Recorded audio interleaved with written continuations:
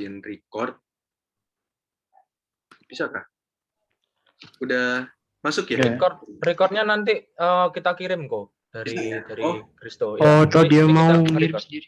Tapi tahu dia mau rekam sendiri nggak apa-apa. Oke. Record. Ya. Recordnya pecah nanti. Oke. Thank you. Ya, teman-teman. Jadi untuk malam ini kita sifatnya sharing bareng aja, gitu ya. Jadi kita belajar bareng. Aku sharing pengalamanku tentang hal ini, kayak gitu. Teman-teman kalau misalnya dalam perjalanan ada pertanyaan atau ada pengen yang didiskusikan, kayak gitu ya. Silakan, monggo gitu ya. Jadi kita langsung ngobrol aja. Serasa kuliah ya, Bill ya. Ya, aku Oke, aku perkenalan dulu ya. Namaku sebenarnya Andika Alexander Happy, tapi biasanya dipanggil Candy, gitu ya. Nah, keseharianku, aku jadi psikolog industri. Saya psikolog industri di Surabaya. Aku menghandle beberapa klien industri, khususnya di bidang rekrutmen seleksi dan training and development. Jadi yang kegiatan-kegiatan kayak gini juga. Kemudian aku juga ngajar di WM, gitu, ngajar di Fakultas Psikologi Nika Widya Mandala Surabaya. Itu keseharianku, gitu ya. Nah, kalau misalnya teman-teman mau keep in touch, mungkin kita bisa berteman di Instagram, gitu ya, teman-teman. Jangan lupa di follow, gitu ya, @psikolog ya. Oke. Kita udah koncoan loh, Bill. Itu. Ya. Oke. Teman-teman, nanti ini kita interaktif aja gitu ya. Feel free aja kalau kalian mau tanya. Monggo kalau yang bisa on cam mungkin bisa on cam supaya aku bisa lihat siapa aja nih yang ada di sini gitu ya. Baik. Nah, teman-teman, aku akan mulai sharing ini dengan satu pertanyaan gitu ya. Aku pengen tanya ke teman-teman. Menurut kalian, situasi atau kondisi seperti apa yang paling sering kita lihat, kita dengar, kita rasakan akhir-akhir ini? Kira-kira menurut kalian situasi atau kondisi seperti apa? Ini nggak ono sing salah, nggak ono sing benar ya. Pokoknya yang kalian alami. Gitu. Apa kira-kira kondisi yang seperti apa, teman-teman? COVID naik. COVID naik ya. Oke, COVID naik akhirnya apa yang terjadi? Feeling apa yang terjadi, teman-teman? Nggak boleh keluar. Nggak boleh keluar, gitu ya.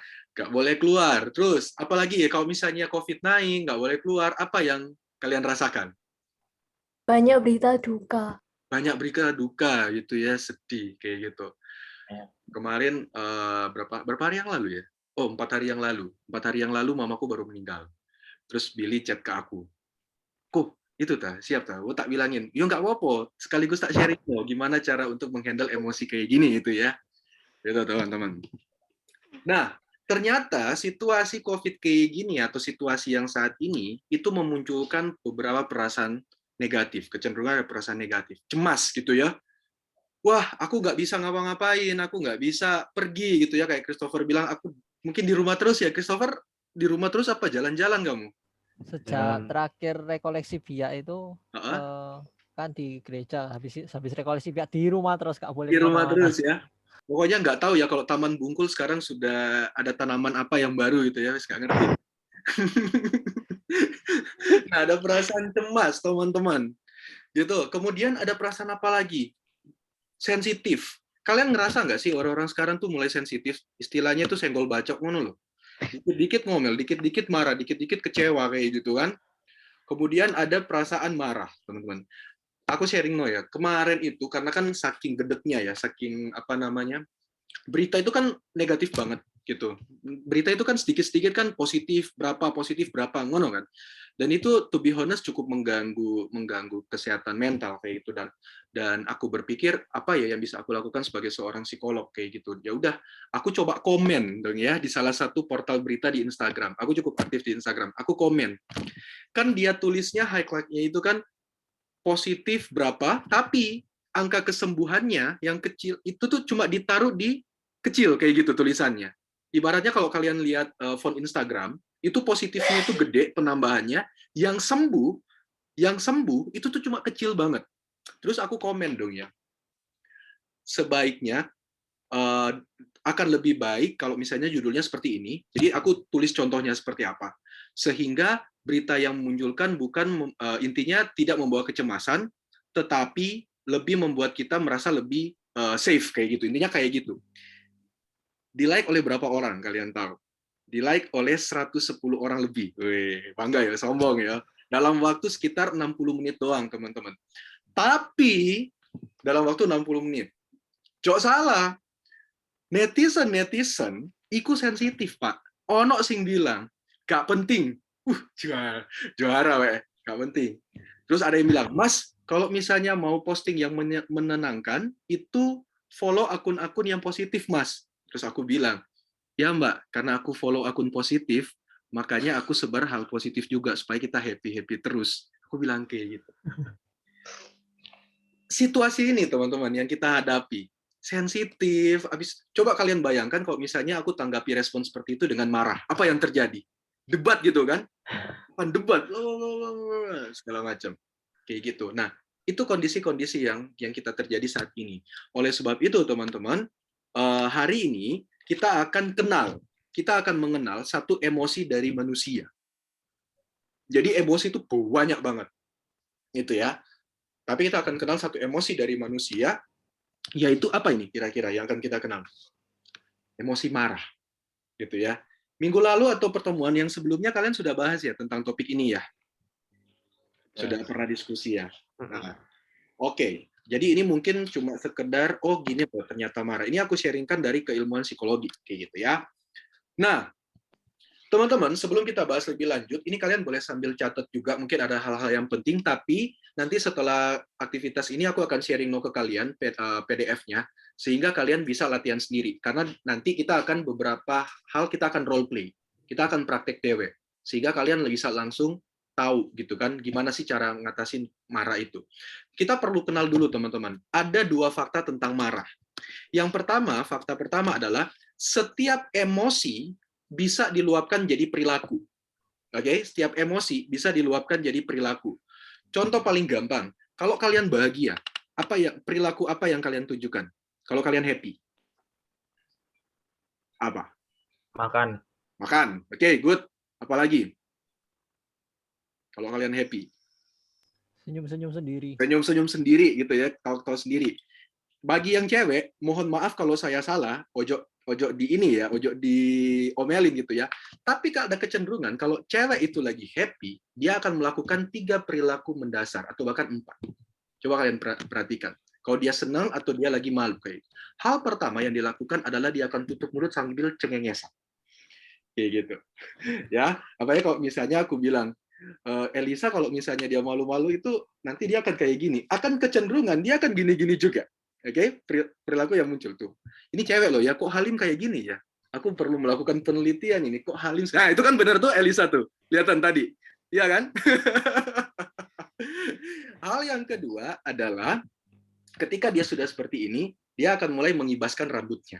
Gitu kan? Gitu. Pokoknya kalau ada Halim di sebelah atau ada Christopher di sebelah, kena gitu ya. Oke. Yang ketiga, biasanya in common, ini yang paling bahaya bagi kita, teman-teman. Apa yang akan dia lakukan? Dia happy banget, perilaku apa? Ya, betul sekali Angelica. Mukul gitu ya. Ya, betul kan Angelica tuh. Perilaku pertama udah ditunjukkan. Untung nggak ada orang di sebelahnya dia. Kalau nggak, dia akan mukul kayak gitu. Nah, sama juga dengan emosi marah, teman-teman. Ketika kita akan meluapkan emosi tersebut, marah ini adalah emosi. Jadi logikanya adalah emosi bisa diluapkan menjadi perilaku. Makanya kita bisa kenal tuh. Nanti kalau ada kesempatan berikut, aku akan sharing ke kalian gimana caranya mengidentifikasi orang marah. Karena orang marah itu bisa kelihatan dari ekspresi wajahnya aja. Kayak gitu. Gampang banget untuk mengidentifikasi ekspresi orang. Nah, fakta yang kedua adalah setiap emosi punya penyebab dan dampak. Kan nggak mungkin ya tiba-tiba Angelica tuh happy ketawa-ketawa sendiri gitu kan. Yo, kalau misalnya itu terjadi berulang kali, mungkin nanti tak kasih nomorku ya, Bill ya, ke Angelica ya. Nanti bisa konseling mungkin. Atau tak kasih Psikolog ya.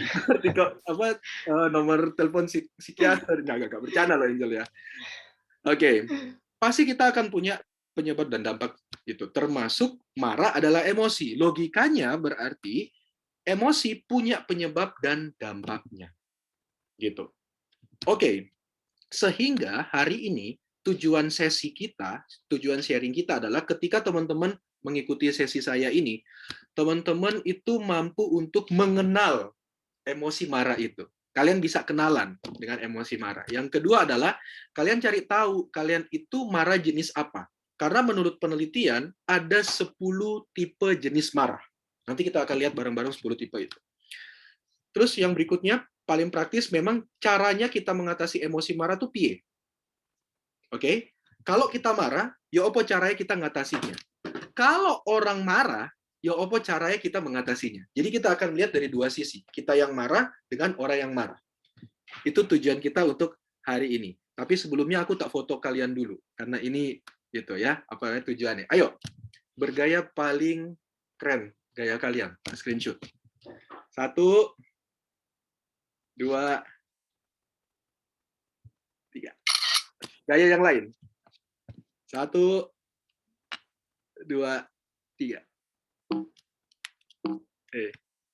Thank you, teman-teman. Oke. Sekarang kita akan bahas dulu apa itu marah. Supaya kalian tahu nih, oh ternyata ketika aku ngerasain, yang namanya emosi itu kan perasaan ya, teman-teman ya. Jadi hari ini kita akan berbahas tentang perasaan. Gitu ya. Feeling. Perasaan emosi marah adalah suatu reaksi ketika kita membutuhkan sesuatu, tetapi hal itu terhambat untuk kita penuhi. Kalau kita butuh makan, kalau kita nggak dikasih makan, otomatis bisa saja muncul reaksi marah. Kayak gitu. Nah, itulah kenapa, ini menjelaskan kenapa PPKM, kalau misalnya amit-amit ya, diperpanjang kayak gitu, orang-orang banyak yang protes. Kenapa kok banyak yang protes? Halo malam Regina. Ini Regina, ini kakak seniorku ini di Semper ini. Long time no see. Nah, kenapa kok orang tuh bakal marah banget teman-teman pada saat kalau PPKM itu diperpanjang? Karena kalau misalnya PPKM diperpanjang, bisa saja, memang sih secara penanggulangan COVID bisa kayak gitu ya, bisa saja kayak gitu. Tapi orang khawatir kebutuhannya untuk makan itu menjadi nggak terpenuhi. Makanya, wah kayak sing marah. Clear ya? Maksudnya kita bisa paham ya, kenapa kok orang banyak yang protes kalau PPKM diperpanjang. Kalau udah masalah perut, itu bakal bikin emosi, bakal bikin marah.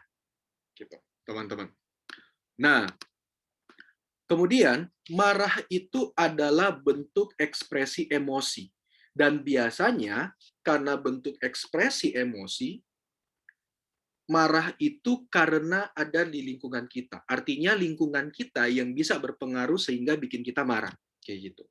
Loh, Ken, kalau misalnya aku marah karena diriku sendiri, bisa nggak? Bisa-bisa aja. Nanti kita lihat penyebabnya apa aja. Ini konsepnya dulu. Nah, biasanya orang akan jadi marah kalau misalnya dia itu merasa terancam, merasa terganggu, terusik akan ketenangan dan kenyamanannya seseorang. Contoh paling gampang kayak gini. Kalian tidur enak-enak, dibangunin tiba-tiba. Apa respon pertama kalian? Ngamuk ngono ya. Mungkin aja kalau saking marahnya kalian meso itu ya. Ya. Atau kalau misalnya nih kalian makan enak-enak, kayak gitu lagi makan enak-enak. Terus ini biasanya terjadi sama saudara-saudara kalian, saudara kakak adik. Tiba-tiba kalian makan makanan kesukaan kalian bisa bayangin, kalian makan Kentucky kayak gitu, suka kulitnya nggak? Enak ya kulitnya ya. Kalian sisain biasanya terakhir kan? Terus moro-moro kakakmu atau adikmu tuh datang terus ngambil terus makan. Apa yang kalian lakukan? Emosi loh akhirnya tuh. Ya panggil pengacara kok. Pengacara untuk kasus kulit yang hilang. Halim lagi asik-asik desain kayak dia gitu. Dia mendesain gitu ya. Terus moro-moro laptopnya atau komputernya itu rusak atau mati lampu dan dia belum save. Nah, Halim yang sedang nyaman untuk bekerja, yang sedang tenang bekerja, itu ada stimulus yang masuk ke dia, ganggu ketenangannya itu. Makanya hari makan marah. Nah, itu contohnya, teman-teman. Nah, emosi marah juga bisa menjadi pertahanan kita kalau kita sedih, kalau kita panik, kalau kita terluka atau kesepian. Makanya kan kalau misalnya ya, ini mungkin yang sudah pacaran gitu ya, kalau cowok kalian nggak ngabarin atau ghosting kalian, Kalian kan sebenarnya kan kesepian toh. Iya kan? Tapi bentuk yang kalian ungkapkan apa? Kamu kok nggak kontak-kontak aku sih? Kamu kok gini-gini sih? Nggak perhatian, ta? Bagi yang masih kecil, jangan dulu ya. Oke? Kristo, jangan dulu, Kristo. Guyu-guyu. Kecil ya Kristo ya. Kristo. Masih kecil.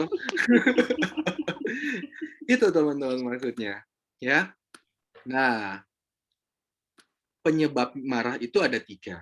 Pertama adalah fisik. Gitu. Kita nggak pengen marah. Kita sabar orangnya, psikologis kita bagus. Tapi secara biologis, kita nggak akan ngomongin biologis, nanti kalian merasa kuliah kedokteran lagi ya. Kok misalnya malam-malam bahas tentang cairan otak juga ya. Tapi hormon-hormon kita, sesuatu yang dalam tubuh kita juga bisa berpengaruh, teman-teman. Kalau di psikologi kita belajar tentang otak, ada satu bagian otak itu namanya amigdala. Nah, di amigdala itu yang bisa mengatur emosinya kita. Di dalam tubuhnya kita juga itu ada hormon. Makanya cewek kan biasanya juga ini ya, apa yang biasanya kalau dia mulai ngomel-ngomel nggak jelas, itu kan bilangnya ada karena masalah PMS misalnya kayak gitu. Cowok juga bisa kayak gitu. Karena ada hormon itu, karena ada amigdalanya itu. Nah, jadi penyebab kita marah karena bisa saja kondisi fisiknya kita. Yang paling cukup sering adalah masalah psikologis kita. Kalau kalian banyak tugas di sekolah atau banyak tugas di kuliah kayak gitu, kalian merasa tertekan. Kalian bayangkan, ini bagi yang sudah masih kuliah, kalian bayangkan WFH, school from home kayak gini, kemudian apa namanya? Bentar. Kemudian habis itu sampai di mana tadi? Tadi Jenny soalnya kontak aku. Nanya link. Sampai mana tadi? Sekolah kuliah. Kuliah. Kalian bayangkan, school from home, 1 minggu ada 5 mata kuliah, 5-5-nya itu tugas. Project. Harus dikumpulkan dalam waktu 1 minggu. Tertekan, ya kan? Terus kalian lagi asik-asik belajar, orang tua kalian datang. Kamu kok itu males-malesan aja sih di rumah, nggak pernah belajar? Coba boleh sharingkan apa yang kalian rasakan ketika kalian bayangkan seperti itu? Mungkin Elisa? Apa Elisa ya? Dari perasaanmu Elisa? Langsung ngomel biasanya. Langsung ngomel ya? Langsung ada perasaan, gimana gitu ya? Nah, itu yang muncul teman-teman. Itu maksudnya psikologisnya kita. Ketika kita merasa tertekan, ketika kita merasa stres, kayak gitu, maka reaksi marah yang akan muncul. Ya, perilakunya dari mana ya? Kayak Elisa tadi bilang, langsung ngomel. Kayak gitu. Elisa merasakan marah. Elisa karena merasakan marah, maka perilaku yang ditampilkan oleh Elisa adalah ngomel. Jadi ngomel itu adalah perilaku dari emosi marah. Clear ya? Jadi marah itu sebatas apa yang kalian rasakan. Kalau kalian bilang mukul, loh, kok berarti kalau mukul itu aku marah. Mukul itu adalah bentuk perilakunya. Tetapi apakah dia marah belum tentu, gitu ya. Jadi marah itu adalah permasalahan emosi.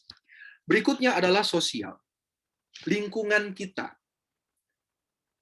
Seperti yang tadi aku bilang bahwa kalau lingkungan kita itu sangat-sangat menentukan kita itu marah atau enggak. Kalau lingkungan kita rese, circle kita rese kayak gitu, atau circle kita tidak bisa memenuhi kebutuhannya kita, keinginannya kita, ekspektasinya kita bisa marah. Kayak gitu. Jadi 3 hal ini yang menyebabkan kita itu sering mengalami perasaan marah ini, teman-teman. Terus ada pertanyaan, bagus nggak sih? Apa sih dampaknya kalau marah? Apakah marah itu selalu jelek? Nah, ada 2, teman-teman. Jadi aku bahas dulu yang negatifnya.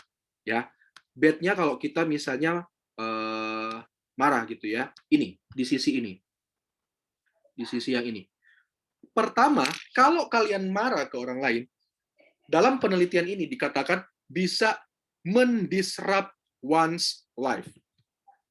Bisa mengacaukan kehidupan seseorang. Bisa berpengaruh pada pemikiran kita menjadi elek. Bisa menghancurkan hubungan. Biasanya kalau kalian sama orang tua nggak enakan, itu pada saat kalian berantem atau nggak berantem sama papa mama. Biasanya, sampai nggak enakan. Berantem. Pas berantem tuh. Pada saat kalian saling adu argumen. Nah, saling adu argumen itu kan ada perasaan marah di situ. Itu bisa merusak hubungan. Aku nggak pernah dengar, selama ini aku ada klien, nggak pernah dengar ada orang yang putus dari hubungannya karena sama-sama bahagia. Aku bahagia sama dia, makanya aku putus. Nggak ada tuh. Yang ada adalah aku marah sama dia. Dia sikapnya ngeselin, aku nggak suka sama dia. Kan selalu kayak gitu. Akhirnya rusak hubungan. Nah, karena rusaknya hubungan, menghancurkan kehidupan, akhirnya bisa menyebabkan sakit, pain. Nah, pain ini ada dua. Pain secara fisik dan pain secara mental. Pain secara fisik, kalau kalian senang marah, kan detak jantung kalian kan ada beberapa penelitian, tapi aku nggak ngangkat di sini, karena terlalu teoritis takutnya ya, itu bisa menyebabkan serangan jantung. Jadi hati-hati, teman-teman. Jangan suka marah. Karena bisa saja membahayakan kesehatan fisiknya kita, bukan hanya masalah mentalnya kita. Kemudian, orang yang suka marah, itu mentalnya itu jadi nggak sehat. Memang sih ada alat ukur, tapi aku nggak tes di sini gitu ya. Ada alat ukur psikologis gitu, mengukur tingkat kemarahan teman-teman dan relevansinya dengan kesehatan mental. Jadi seberapa sering kalian suka marah dengan seberapa sehat mental kalian tuh ada alat ukurnya. Jadi kita bisa coba kayak gitu. Nah, bisa mengganggu mentalnya kita. Kita menjadi cemas orangnya, kita menjadi gak enak kayak gitu kan perasaannya kita, sehingga memunculkan masalah emosi. Akhirnya dampak paling jelek adalah leave a negative impression. Tahu artinya leave a negative impression? Apa? Meninggalkan jejak yang buruk, kita itu dicap tukang marah, teman-teman. Kalian percaya nggak aku suka ngomel? Kalau dari tampangku, aku suka ngomel nggak? Tanya ke Bimo. Percaya kok. Percaya? Percaya. Yang lahir Juli pasti kayak gitu kok. Apa? Iya. Yang lahirnya Juli pasti kayak gitu. Ini nggak ono ya mahasiswaku di sini ya? Wah, nggak ada. Nggak ada deh. Nggak ada. Aman. Antonia Yosepin ini itu ya kakak kelasku ya dulu ya? Oh iya tahu. Malah kakak kelas dong. Halo Candy. Halo Kak. Long time no see. Tumben amat kamu manggil aku Kak. Nggak usah pakai Kak. Dulu kan kita sama-sama di ini School of Science. Iya. Oh, udah lama nggak kontekan sama dirimu. Apa kabar? Ya, I'm good. Good ya. Sehat selalu ya. Yes. Kamu juga ya, udah Andy. punya. Kita dulu satu rekan kerja, teman-teman. Jadi aku ngelesin sama Antonia juga ngelesin di salah satu bimbingan belajar ya. Yes. Oke. Oh, nggak ada ya mahasiswa di sini? Kalian boleh tanya, kalau kalian kenalan anak WM psikologi, kalian tanya, Pak Ken itu ya opo? Pasti mereka akan ngomel. Wes tukang ngomel deh, wes lah. Tapi seiring berjalannya waktu, ya karena belajar anger management. Makanya aku pengen sharing ke kalian, karena anger management itu sangat membantu hidupku menjadi lebih baik kayak gitu. Bukan berarti lebih baik untuk orang lain, tidak. Paling tidak untuk kesehatan mentalku. Jadi lebih santai, jadi lebih... Aku tuh tipikal orang kalau misalnya kalian mahasiswaku, kalau kalian tidak mengerjakan tugas, itu pasti aku akan kejar kalian. Kayak gitu. Aku kalau bimbingan skripsi, tipikalku adalah, kan biasanya kan mahasiswa susah cari dosen, bener nggak? Ya kan? Dosennya ngilang, ghosting. Lihat aku kebalik. Dalam 1 minggu, mereka harus serahkan ke aku 2-3 progres. Dalam 1 minggu, kayak gitu. Kalau nggak, pasti aku akan ngomel. Kayak gitu. Tapi tak pikir-pikir, aku coba menerapkan terapi ini, dan teman-teman juga nanti bisa terapkan terapi ini nanti di rumah, kayak gitu ya. Ada perbedaan signifikan antara aku yang dulu di tahun 2016 kemarin, 2017 kemarin, dengan aku yang sekarang. Menjadi lebih santai, menjadi lebih enak, kayak gitu. Jadi pemikiranku simpel. Kalian nggak mau kumpulin tugas, nggak masalah. Yang penting kita punya timeline sendiri. Ayo kita kerja bareng. Kayak gitu persepsiku. Dulu, nggak iso. Kamu pokoknya harus penuhi. Karena ini masa depanku. Bukan masa depanku. Masa depanmu sebagai anak yang lulusan skripsi. Gitu. Akan ada perbedaan signifikan, teman-teman. Nanti kalian coba sendiri praktekin di rumah. Nah, akhirnya melift negative impression. Kayak gitu. Tapi marah ini juga bisa menyebabkan hal yang positif. Bisa merilis tension. Bisa membuat kalian itu lebih bersemangat. Berkomunikasi jauh lebih mudah, dan bahkan dalam satu situasi, dengan emosi marah, itu bisa menyelesaikan masalah. Contohnya kayak gini. Halim dengan pasangannya sama-sama tipikal pendiam. Tapi aku nggak percaya kalau Halim tipikal pendiam. Let's say Halim gitu ya. Halim di mana gitu ya. Ya, untunglah percaya. Dua-duanya itu nyimpen semuanya.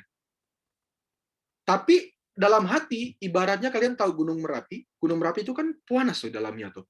Dan dia nyimpen akhirnya meledak-meledakan puara. Karena Halim itu sudah sangat mendem, akhirnya dia keluarin semuanya.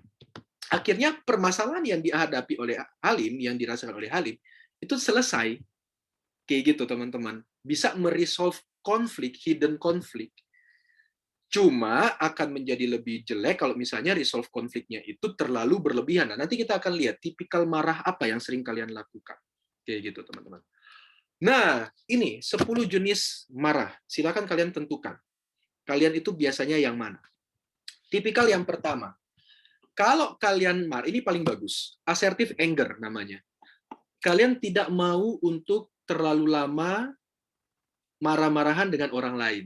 Ya wis lah, nggak usah lah. Oke, aku damai lah sama kamu, cincai lah, kayak gitu. Tapi bukan berarti nyimpen ya, bedakan ya.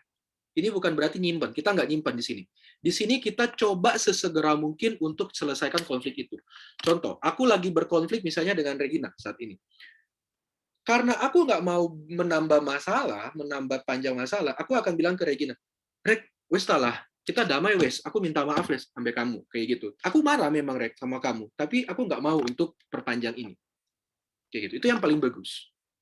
Yang kedua adalah behavioral anger. Ini yang bahaya juga. Kenapa? Karena ini melibatkan ekspresi fisik. Ini melibatkan kalau seseorang marah, dia itu bisa sampai lempar barang. Makanya kan ada istilah kalau di rumah tangga itu kan piring terbang, kayak gitu kan? Atau kalian kalau ngamuk itu sampai mecahin bar atau apapun, atau tonjok ini apa namanya dinding. Nah, ini namanya behavioral anger. Cenderung agresif. Tapi perilakunya ya agresif. Ada tindakannya. Ini yang fatal. Ketiga, chronic anger. Bagi teman-teman yang kalau marah, kalau sedih, kalau kecewa, nyimpen, dan kalau misalnya orang tanya, kamu kenapa? Jawabannya pasti apa? Gak apa-apa. Tapi mbok simpen, itu fatal. Kenapa kok aku bilang fatal? Karena manusia itu tidak mampu untuk menahan semua emosi negatif dalam dirinya sendirian dan dalam jangka waktu yang lama. Dampaknya apa kok? Dampaknya kalau misalnya kalian nyimpen, itu kalian bisa mengalami gangguan psikologis. Misalnya depresi. Kalian bisa sampai depresi karena saking nggak enaknya perasaan itu, teman-teman. Gitu ya. Jadi, yo apa kok caranya supaya aku nggak nyimpen? Nah, nanti kita akan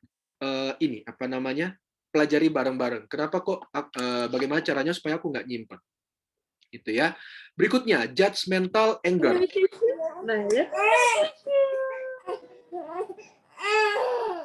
Tas dulu toh. Nah, itu anger juga itu. Adanya. Itu bentuk anger juga. Berikutnya keempat, judgmental anger. Muncul sebagai reaksi karena melihat sesuatu yang nggak oke. Sekarang tak tanya ke kalian. Kalian nonton nggak yang di apa namanya? Nggak usah deh, nggak usah nonton deh. Kalian bayangkan. Sekarang aku ajak kalian membayangkan ada seorang pengemis, gitu ya. Ada seorang pengemis masih kecil, gitu. Dia minta-minta di jalan. Kalian bayangin ya, ini ya, minta-minta di jalan. Kemudian ada seseorang, dia pakai mobil Mercy, buka kaca, dia pisuin anak kecil itu. Apa yang kalian rasakan ke orang itu tadi? Apa sih yang kalian rasakan? Minta pukul sih, Bu. Apa? Minta pukul. Pengen buat pukul. Apa? Ya si pengemis itu juga nggak ngapa-ngapain ke orang kaya itu ya kok diituin. Diperlakukan tidak semena-mena. Tidak semena-mena. Terus Halim bilang, pisuin, ismin dijelek-jelekin. Nah, itu artinya judgmental anger. Tapi tahu nggak sih kalian, bahwa apa yang dilakukan oleh si pengemis itu dan si orang di mobil itu ternyata cuma syuting film. Ayo. Kalian udah kadung-kadung, Billy udah mau kadung mukul lagi ya. Udah mau kadung mukul. Halim ngomel-ngomel, jantit, kayak gitu kan. Tapi ternyata itu cuma setting film. Iya. Nah, itu kita Plot twist, Ko. Plot twist. Benar. Nah. Itu yang terjadi di netizen kita. Netizen kita itu tidak melihat masalah itu secara utuh, tetapi dia langsung dengan gampangnya bereaksi terhadap sesuatu itu. Makanya kan kalau kalian baca di Instagram itu kan komennya itu kan, wih, medeni toh. Wah, ini kok nggak bisa kerja apa yang kita nggak paham masalahnya apa, tapi udah ngejudgment. Nah, itu namanya judgmental anger, teman-teman. Berikutnya, overwhelm anger. Tidak terkontrol hasil akumulasi emosi. Nah, masih ingat dengan yang aku jelasin ini, chronic anger? Nah, chronic anger ini, kalau misalnya ini dibiarkan, teman-teman, akan menjadi overwhelm anger. Jadi, kita selalu nyimpen, akhirnya itu numpuk, akhirnya menjadi kayak Gunung Krakatau. Bukan Gunung Merapi mana. Kalian tahu Gunung Krakatau? Kalau kalian ini belum tahu informasinya, coba kalian baca di internet. Gunung Krakatau itu adalah gunung dengan letusan yang salah satu letusan paling dahsyat di dunia. Gitu. Saking sering dia nyimpen emosinya, saking si gunung ini nyimpen panas bumi, mungkin ya magmanya karena udah nggak itu, akhirnya keluar. Nah, itu overwhelm anger namanya. Ini fatal juga. Lalu pasif agresif anger. Nah, ini yang paling rodok ngeselin juga buat aku loh ya. Kalau kita marah seseorang, kita tuh biasanya nyindir. Coba sekarang kalian refleksi deh. Siapa di sini gitu ya, yang pada saat melihat aktris itu nikah atau lamaran atau seseorang yang teman kalian yang sedang berhasil, terus kalian itu nyindir-nyindir dia. Ih, pasti itu hasil dari apa gitu, atau melihat orang lain berhasil yang kemarin itu dibilang apa, pakai apa ngepet itu kan, wah ini pasti ada something ini. Nah itu kita sinis dengan orang lain, kita sebenarnya iri dengan orang lain, akhirnya kita menyalahkan keadaan. Iyo, dia kan pakai itu, pakai sesuatu, kita kan berusaha dengan dirinya sendiri, padahal kita marah itu teman-teman. Ketika kita menyindir orang, sadar gak sadar, kita marah ke orang itu. Oke? Ketika kita iri ke orang dan kita nyindir ke orang itu, sebenarnya itu bentuk dari jenis marah. Nah, ini for your information, teman-teman. Oke, kemudian retaliatory anger. Wah, ini balas dendam. Sudah marah ya, emosi ya, awas kok nanti ya. Tak kempesin banmu itu.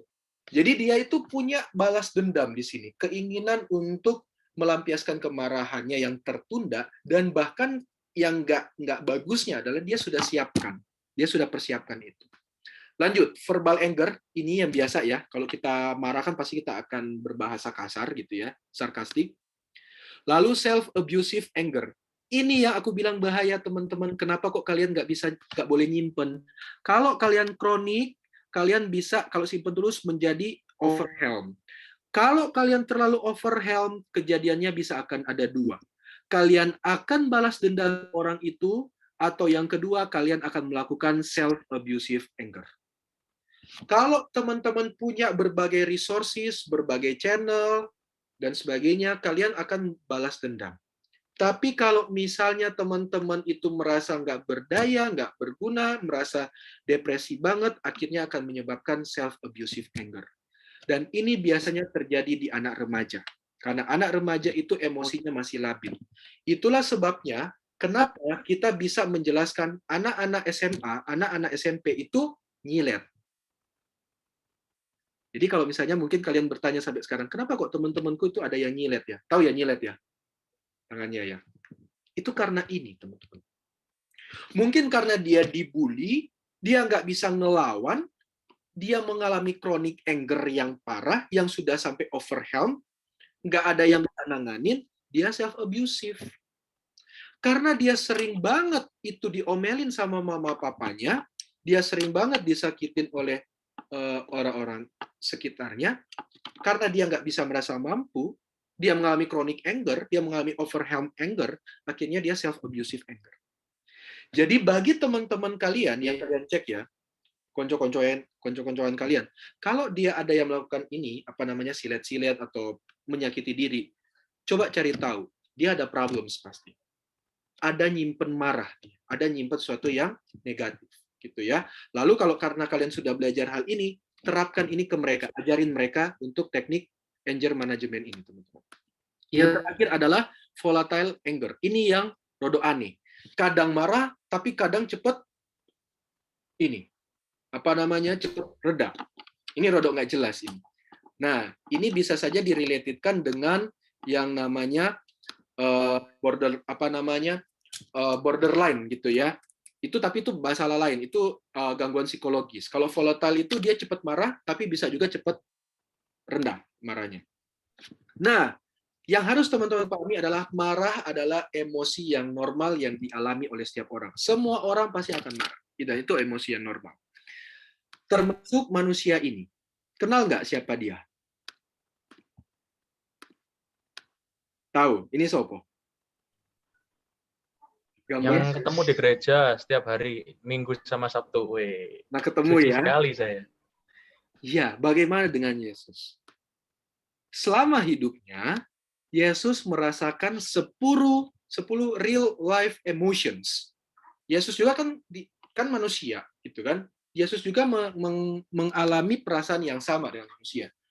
Joy, exhaustion, disgust, sorrow, compassion, frustration, agony, empathy, forgiveness, sama anger. Yesus juga mengalami anger, teman-teman. Loh, kok pas kapan? Biasanya yang terkenal pas kapan Yesus marah? Pas yang di pasar itu. Jadi pasar. Pasar Bait Allah. Yang parsi Bait Allah itu kan? Untuk berdagang. Yang berdagang yang itu ada kan? jualan cendol itu lah nggak salah aku. Yang jualan cendol, yang jualan ya. jajaran pasar gitu kan ya? Iya itu. Dia marah. Ternyata dari beberapa data yang aku dapatkan, Yesus itu marahnya serem loh, teman-teman. Nggak percaya? Coba kalian buka Alkitab kalian masing-masing sekarang. Kalian buka di ini. Matius 23 ayat 33. Coba kalian lihat bahasa Indonesianya. Bahasa Inggrisnya tuh medeni loh. Coba kalian rasakan emosinya ini. Rasakan emosinya kata-kata Tuhan Yesus yang ini. You snakes, you brood of vipers, how will you escape being condemned to hell? Ya ampun, orang dikatain snakes loh. Kamu keturunan ular beludak. Dan bisa kalian rasakan emosinya di sini? Coba kalian baca di ini di Alkitab bahasa Indonesia, Matius 23 ayat 33. Coba bacain sambil kalian rasain emosinya.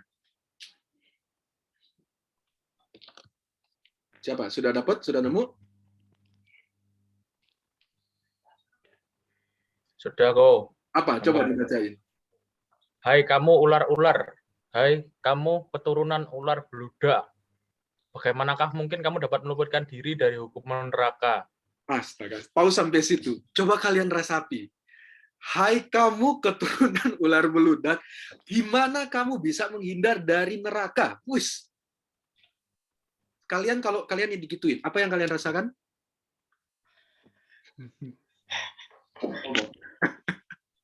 Ya, ternyata Yesus juga melakukan yang namanya verbal anger, gitu kan? Kita melihat Yesus ini bukan sebagai ini ya, paling enggak ular kok, bukan gugu. Kita nggak pernah tahu ya kalau misalnya Yesus bilangnya ular ya, karena kan tertulis di Injil. Kita bukan melihat Yesus ini sebagai Tuhannya kita. Kita percaya bahwa Yesus adalah Tuhan kita, tapi kita melihat secara objektif Yesus adalah manusia. Oke? Perspektif itu yang aku pengen bawakan dulu. Yesus sebagai manusia. Ya. Bukan hanya itu, teman-teman. Coba baca lagi Matius 7 ayat 15. Jesus even described false prophets as those who come in sheep's clothing, but inwardly they are ferocious wolves. Apa artinya? Coba baca. Matius 7 ayat 15. Matius 7 ayat 15. Apa bacaannya Yesus di situ? Yesus bilang apa? Matius 7 ayat 15. Gimana? Iya, baca. Coba baca. Waspadalah terhadap nabi-nabi palsu yang datang kepadamu dengan menyamar seperti domba. Tetapi sesungguhnya mereka adalah serigala yang buas. Oke. Sesungguhnya mereka adalah serigala yang buas. Udah verbal, gitu kan? Anger verbal. Dan juga sudah ada sinisme di situ. Iya kan? Ada sinisme di situ. Mereka itu ferocious wolf. Hati-hati dengan mereka. Nah, Yesus menunjukkan itu, teman-teman. Dan yang memang paling terkenal adalah ketika Yesus membersihkan bait Allah dari sarang penyamun. Bahkan di sini Yesus menampilkan behavioral angers. Ya kan, kalau kita melihat dari video-videonya, Yesus membalikan jualan, Yesus sampai ada yang mencabuk kayak gitu ya kalau kita lihat di film dan kita baca juga di Alkitab. Yesus marah, teman-teman. Tapi pertanyaannya adalah, Santo Paulus bilang ke kita, emosi marah perlu disikapi secara tepat. Emosi marah perlu disikapi secara tepat.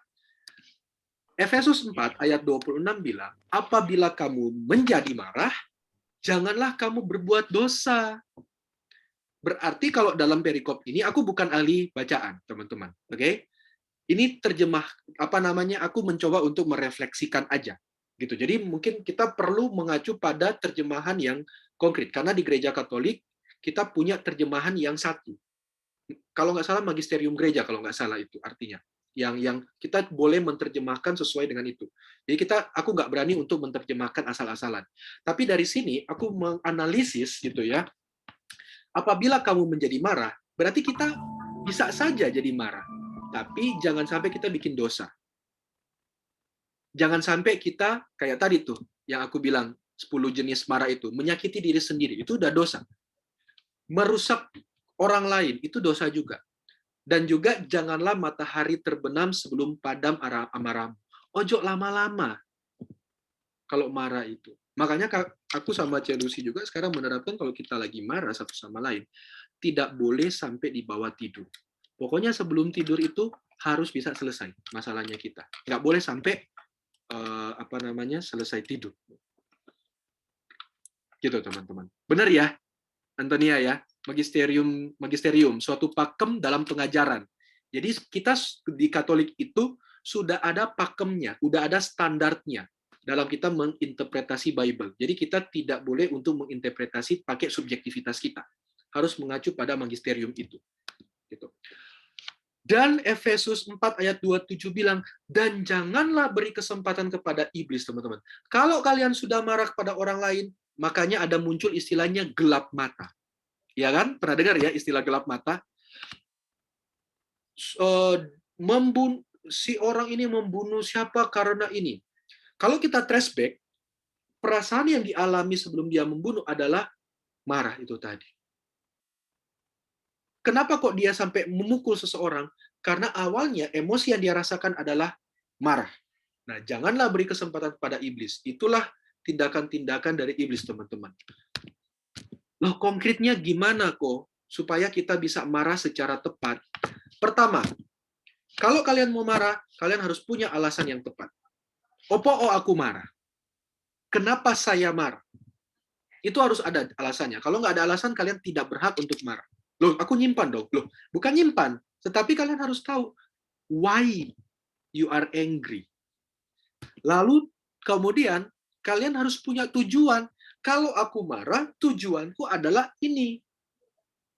Berikutnya, marah pada arah yang tepat.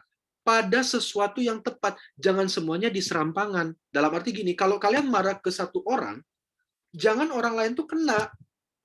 Biasanya kan kita kalau misalnya marah, ini yang dulu aku ini banget, coba untuk explore banget gitu, teman-teman. Kalau aku marah ke misalnya, let's say ke mahasiswa kayak gitu ya. Aku bisa saja ngomel ke Chelsea, kayak gitu. Bisa ngomel ke istriku, kayak gitu. Dia yang kena. Ya kan, dia nggak salah apa-apa, kok tiba-tiba diomelin, kayak gitu kan. Nggak boleh kayak gitu. Itu nggak tepat ternyata, teman-teman. Dan marah dengan batas waktu. Sama seperti tadi Santo Paulus bilang, jangan sampai matahari terbenam.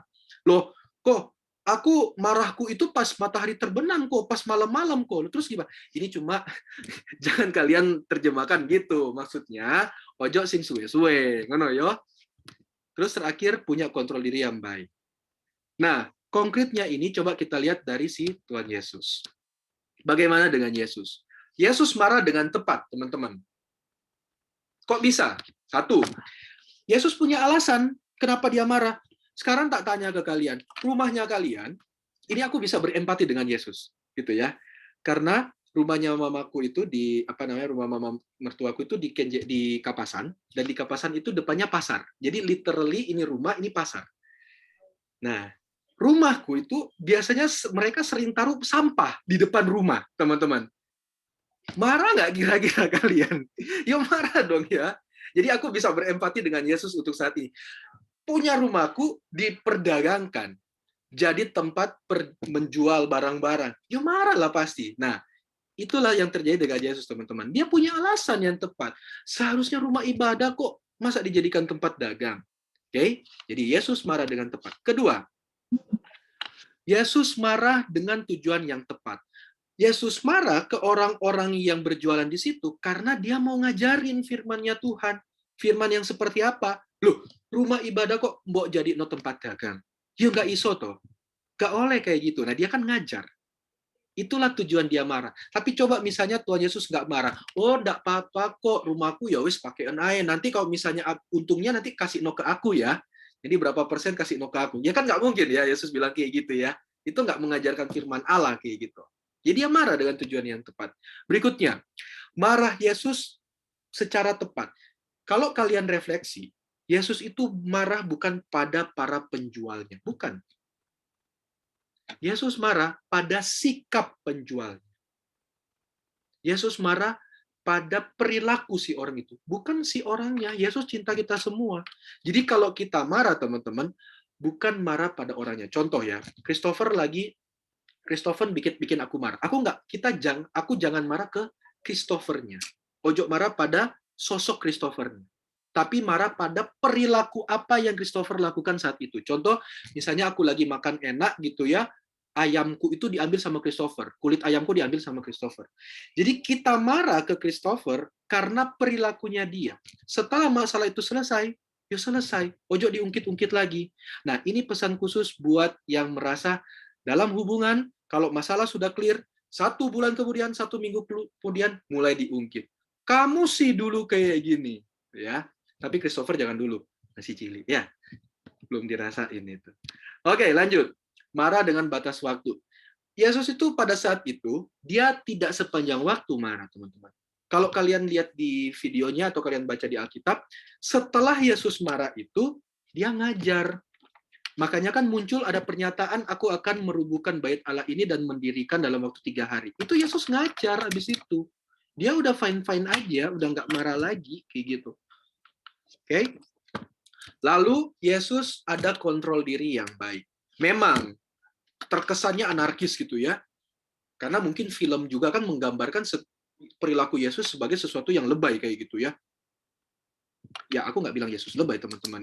Itu jangan salah artikan, bahaya ikut salah artikan.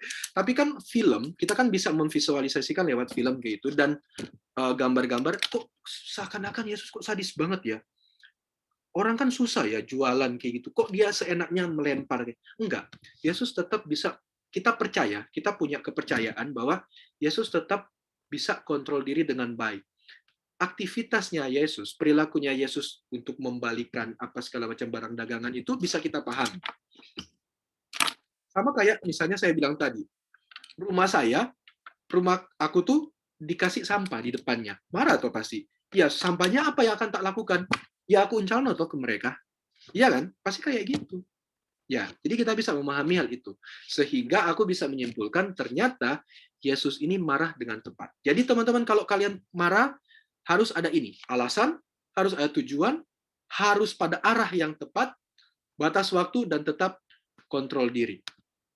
Oke, kalau kalian lihat, yang cowok itu ganteng nggak? Ganteng ya. Yang cewek cakep nggak? Christopher ditanya yang cowok, kok kamu seneng banget gini-gini? Ya aku tanya yang ke cewek ini, bukan ke cowok. Ganteng ya? Yang cewek cantik nggak? Cantik. Tapi kalian lebih nyaman untuk berinteraksi dengan mana? Yang cowok apa yang cewek? Kalau kalian lihat dari sini. Lebih nyaman mana? Cewek. Yang cewek. Kenapa? Ya, apa ya? Secara tampang muka sih kayak bukan kayak apa ya, orang yang Marah. judes apa gitu. Sabar, yang tenang. Michelle aja bilang yang cewek. Benar. Sekeren apapun kalian, kalau kalian marah itu menjadi nggak keren. Teman-teman. Makanya sekarang aku pengen sharing untuk materi terakhirku adalah anger management. Konsepnya kayak gini. Tadi aku udah bilang adalah anger itu, marah itu adalah sesuatu yang normal, sesuatu yang sehat. Karena itu adalah emosi manusia. Tapi akan menjadi jelek ketika tidak terkontrol dan bahkan merusak. Oke? Nah, tujuan anger management bukan untuk mengurangi atau untuk merubah perasaan marah kalian. Enggak. Jangan pernah untuk mengubah atau menolak perasaan marah. Nggak boleh. Karena kalau kalian menolak, artinya kalian itu defense. Kalau kalian defense, bisa saja kalian simpan. Kalau kalian simpan, bisa saja kayak tadi, overwhelm, kemudian bisa sampai self-harm, atau enggak bisa sampai destruktif. Jadi, dengan kita belajar anger management, kita akan coba untuk mereduce, mengurangi tekanan-tekanan yang ada di dalam diri. Simpelnya kayak gitu.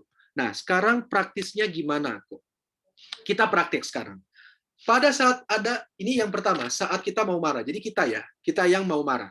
Oke? Tips praktis pertama, kalau kalian mau marah, ada relaksasi sederhana. Namanya 478. Sekarang praktekin bareng-bareng. Bayangin orang yang bikin kalian marah atau situasi yang bikin kalian sebel banget saat ini. Bayangin. Boleh bilang dalam hati, ngeselin apa segala macam, ojo dipisui tapi ya. Tapi kalian bayangin sampai benar-benar kalian itu emosi banget. Apapun itu. Oke? Imagine. Bayangin. Nah, pada saat kalian sudah mulai merasakan panas, gitu ya, kalian terapkan 478. 4 itu apa kok? 4 itu kalian tarik napas pakai hidung. Loh kok emang tarik napas pakai apa lagi? Yo, bisa aja pakai mulut, ya kan? Dia kan pakai mulut. Tapi 4 itu adalah tarik napas pakai hidung. Terus tahan 4 detik. Sorry, tarik napas itu 4 detik. Ini. Ya cuma kalau misalnya kalian bengek ojo dipaksa, no. Maksudnya ojo sampai dihitung gitu ya. Misalnya kalian 1, 2, 3. 1, 2, nggak iso gitu ya. Nah, kemudian 4 itu, kemudian 7 itu tahan. Tahan 7 detik. 1, 2, 3, 4, 5, 6, 7. Tapi itu secara normal. Ojo cepet-cepet, karena kalian emosi, oh, kok yang dibilang kan tahan 7 detik. 1, 2, 3, 4, 5, 6, 7. Ya enggak. Atau enggak, kalian terapkan lama gitu ya.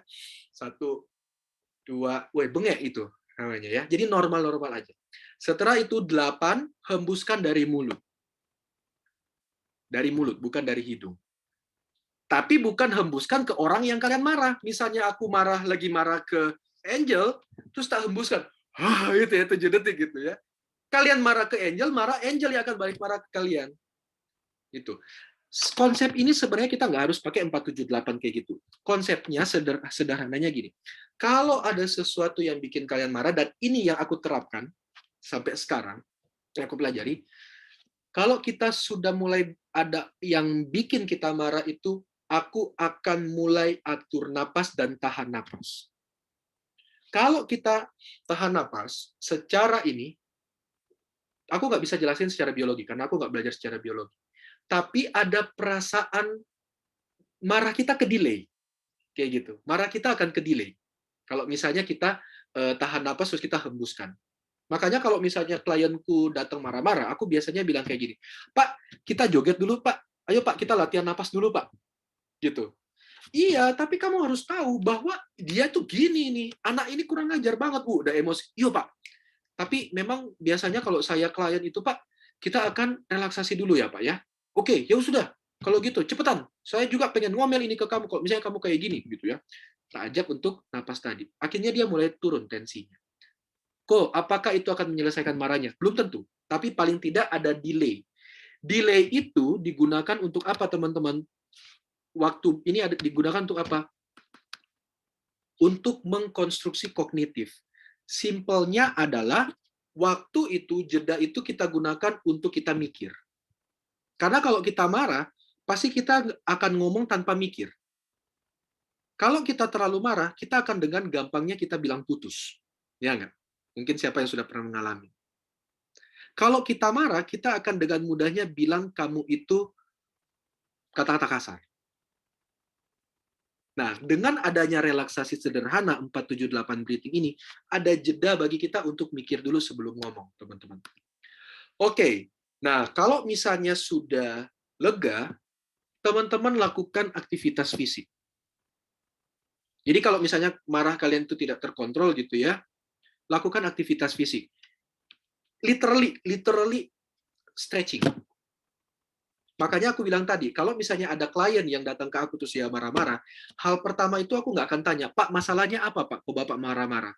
Hal pertama yang aku akan lakukan, aku akan ajak dia untuk ya joget tadi, ya exercise tadi, ya akan gerak tadi. Nah, setelah itu, take a break. Kalau memang kalian jenuh banget dengan aktivitas kalian capek banget dengan tugas-tugas kalian, ya sudah, take a break dulu. Jangan dulu kerjain tugas. Pak, tapi deadline-nya numpuk banget. Jangan dulu.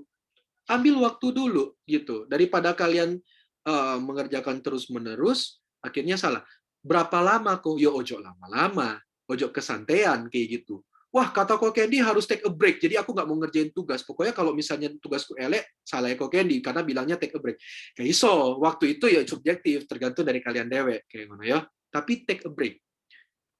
Istirahat dulu. Itulah sebabnya kalau misalnya kalian ada permasalahan dengan someone kayak gitu, ada istilahnya take a break. Jangan break up. Istirahat dulu. Tapi pada saat istirahat, yo refleksi.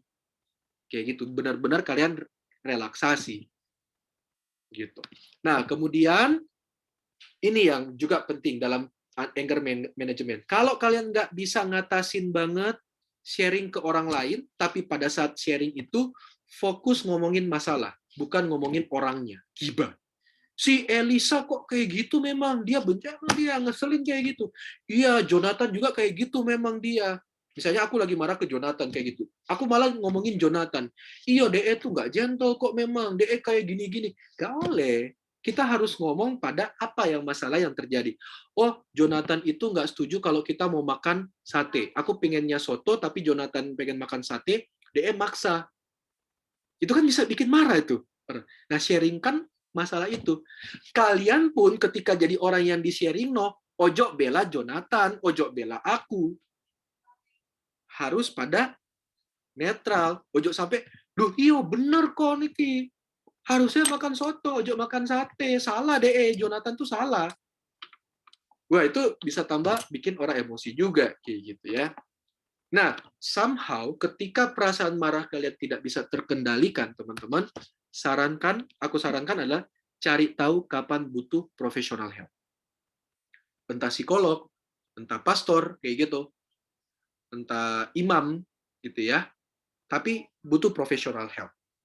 Jadi, sederhananya adalah yang aku pengen tawarkan ke teman-teman, poin 1 sampai poin 4 itu bisa kalian lakukan mulai malam ini. Latihan ini. Nggak ada cara lain untuk anger management. 4 ini aja kalian biasakan. Trust me, kayak gitu. Aku udah praktekin 4 hal ini. Gitu ya. Itu berhasil. Mengurangi tingkat kita gampang marah. Mengurangi kita itu sensitivitas kita, teman-teman. Apalagi yang satu ini. Kalau setiap kali akan memarah, aku akan relaksasi. Aku akan coba atur napasku. Dan itu berhasil, teman-teman. Nah, supaya kalian nggak lupa, nanti ini tak kirim ke kalian praktek. Terakhir adalah ini. Kalau kita hadapi orang yang marah. Pertama, kalau kita nggak salah, kita refleksi, kita gentle, kayak gitu, dan kita menganggap kita nggak salah, benar-benar kita nggak salah. Kita diam. Dan kita dengerin aja. Nggak usah ngomong apa-apa. Wis, pokoknya diam aja, terus dengerin. Kecuali kalau dia udah mulai mukul lah. Kalau itu beda lagi ya. Kita nggak ngomongin tentang dia mukul, tapi dia cuma marah normal. Kita dengerin aja. Kayak gitu. Tapi kalau kita salah, kita harus mengakuinya.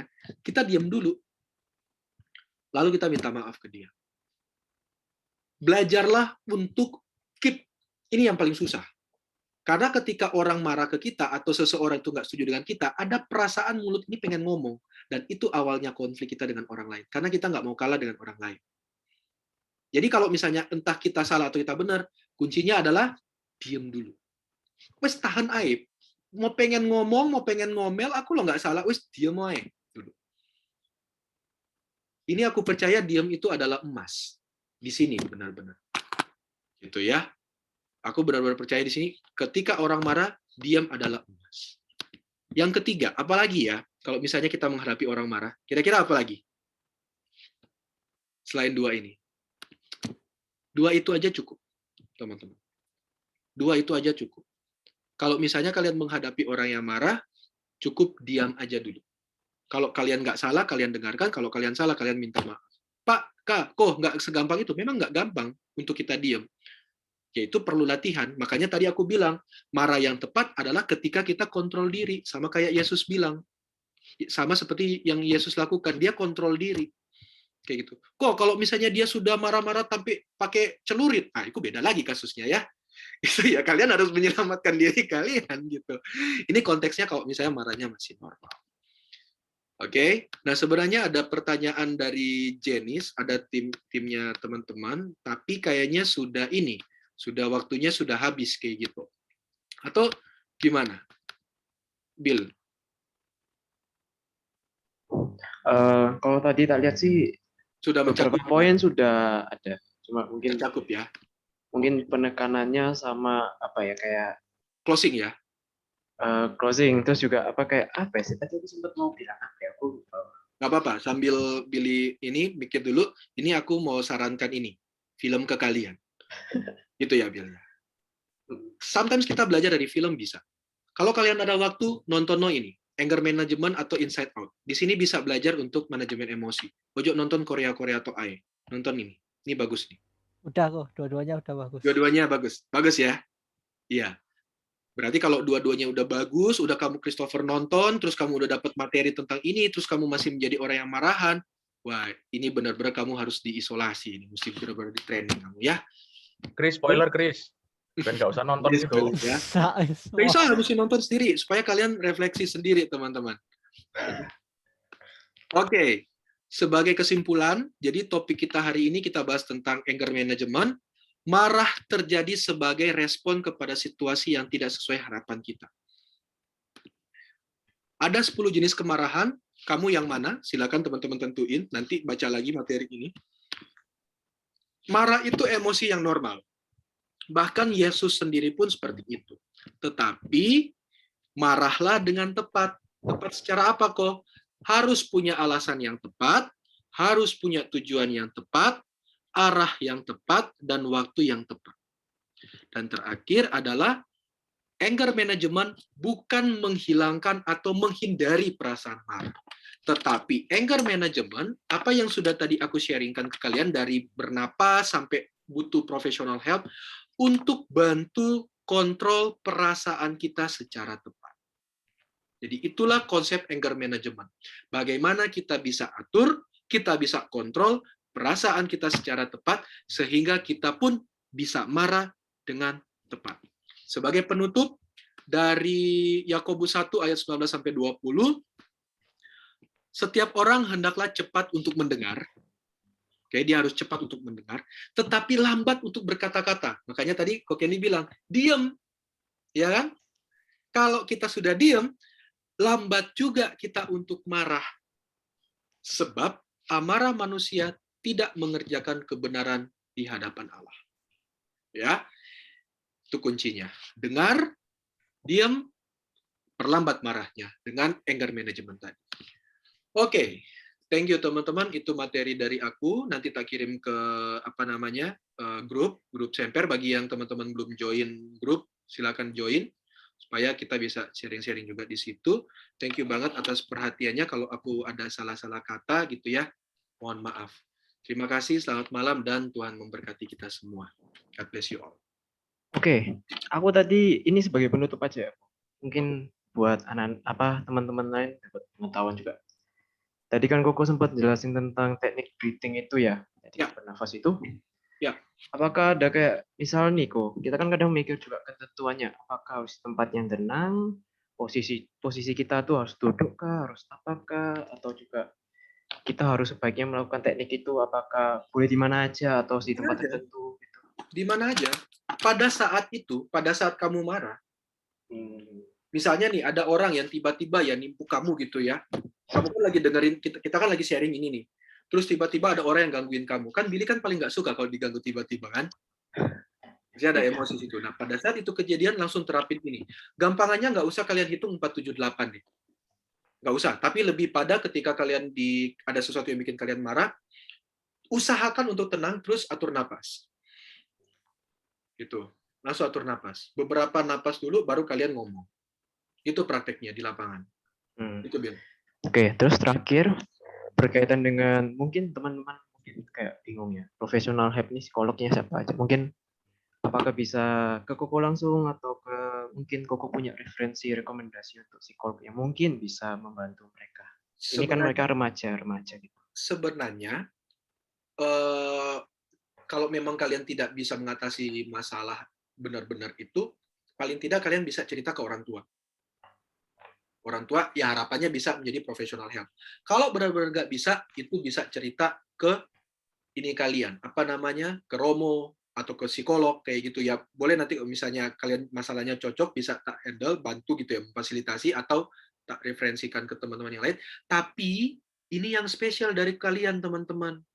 Kalau kalian ada emosi atau ada marah, coba lihat, tengok sebelah kanan kiri kalian. Kalian punya komunitas, kalian punya Semper Reformanda. Manfaatkan itu untuk saling sharing gitu loh. Jadi professional help itu benar-benar udah parah banget gitu masalahnya. Tapi kalau belum parah banget, lakukan dulu langkah yang kelima tadi. Sharing ke peers kalian, sharing ke teman-teman Semper Reformanda ini. Kayak gitu. Ya teman-teman juga yang diceritain ya harus bersikap dewasa, harus netral. Gitu sih, Bill. Oke. Ya, mau sadar. Oke. Udah, thank you banget Ko Kandi untuk. Evi ada tanya ini. Nih. Kaget apa hubungannya dengan marah? Kaget itu respon pertama. Jadi kaget itu adalah salah satu jenis emosi juga. Jadi emosi itu ada kaget, ada marah, ada senang, ada sedih, ada jijik. Itu ekspresi. Bukan ekspresi, Itu emosi, Evi. Jadi berbeda. Gitu, Vi. Kaget itu adalah emosinya kita, perasaannya kita. Kita merasakan kaget kayak gitu. Coba Vi, kamu lihat di belakangmu, Vi. Itu ada apa tuh putih-putih, Vi? Gitu. Itu contohnya kaget seperti itu. Itu tembok kok. Itu tembok ya. Tapi ekspresimu tadi, micro expressionmu itu menunjukkan kamu apaan. Nanti kalau kapan-kapan kita sharing tentang micro expression dari beberapa emosi. Ya itu kan sing Koko ngomong kan tadi kan kenyamanan kita diganggu. Respon pertama kan yang aku rasakan biasanya kalau kenyamanan kita diganggu itu kan kaget dulu kan, ya. Itu kan gimana caranya supaya kita tuh nggak langsung marah tapi kaget itu bisa difungsikan dengan kayak memaklumi atau gimana lah. Itu kan sebelum orang kayak memunculkan marah itu kan dia kan kaget sih aku. Betul. Emosi orang itu kalau secara psikologis memang tidak hanya satu aja. Beberapa emosi bisa terjadi dalam satu waktu yang sama, contohnya kayak Evi tadi. Bisa terjadi kaget dulu, baru kemudian muncul emosi marah. Nah, supaya tidak sampai ke marah, Vi, itu tadi. Ini dulu, teknik breathing tadi. Ketika kamu dikagetin, atur napasmu dulu. Biasanya aku kayak gitu tuh. Kalau misalnya kaget gitu ya. Contoh paling gampang. Siapa di sini kalau nyetir masih emosian? Angkat tangan. Aku juga. Oke? Ada ya? Sini ya. Kalau kalian lagi nyetir enak-enak di klakson, kaget nggak? Ya toh? Marah nggak habis itu? Pengen dipisui kayak gitu. Pocong. Nah, yang kita lakukan itu tadi.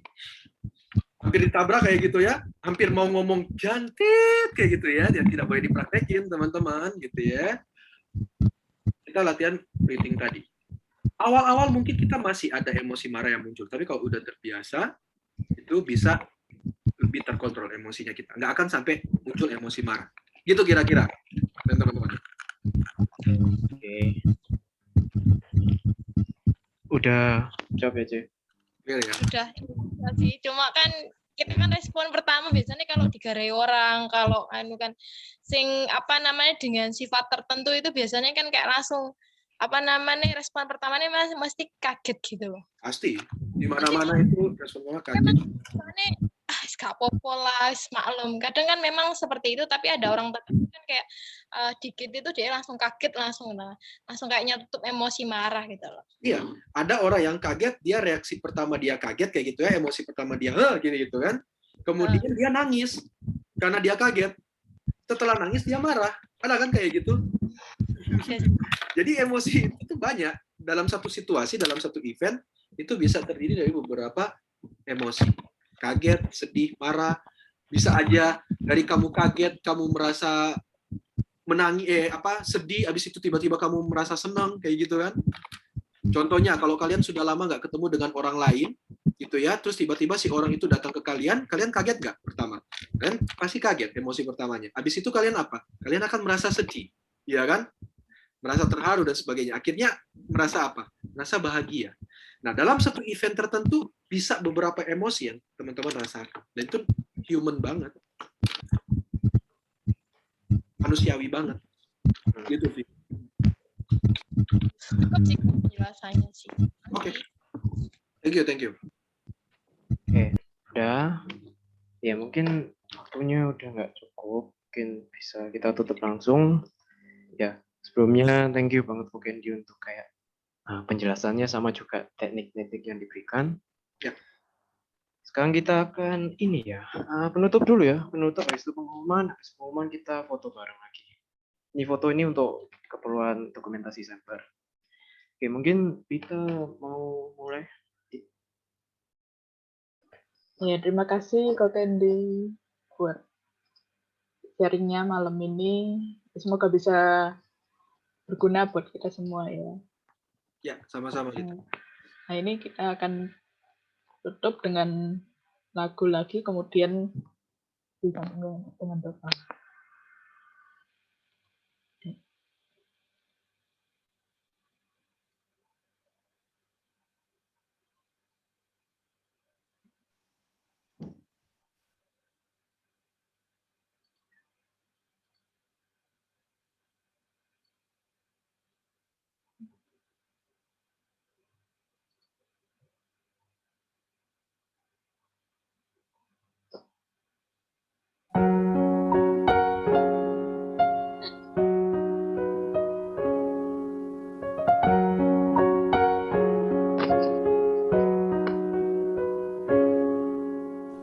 I will come to you in the silence.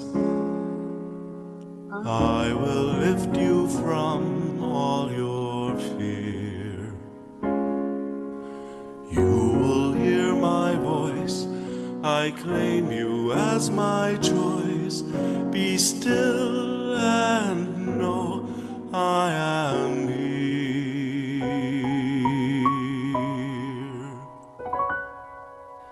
I am hope for all who are hopeless. I am eyes for all who long to see. In the shadows of the night, I will be your light. Come and rest in me.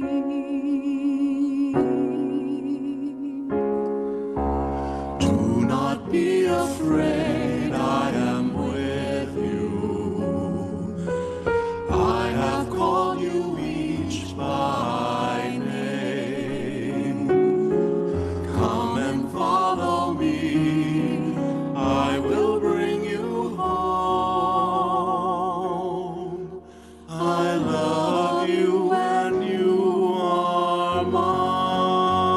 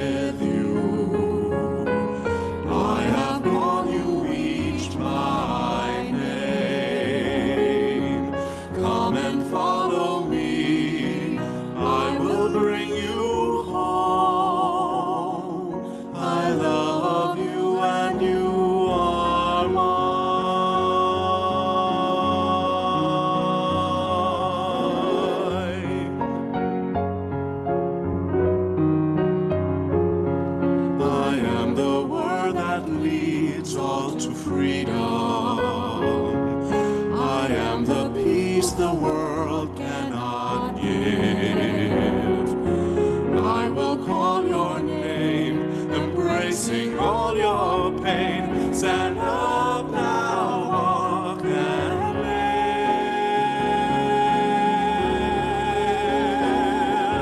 Do not be afraid, I am with you. I have called you each by name. Come and follow me, I will bring you home. I love you and you are mine.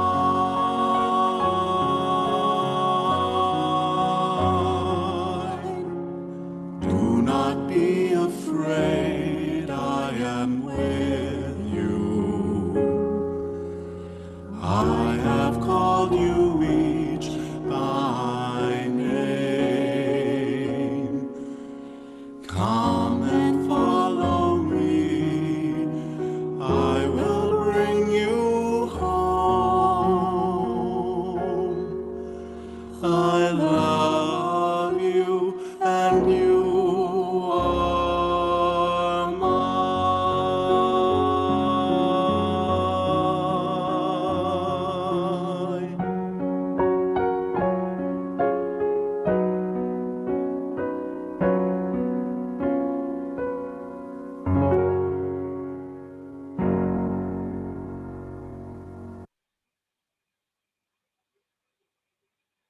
Ya, teman-teman, mari kita bersatu dalam doa.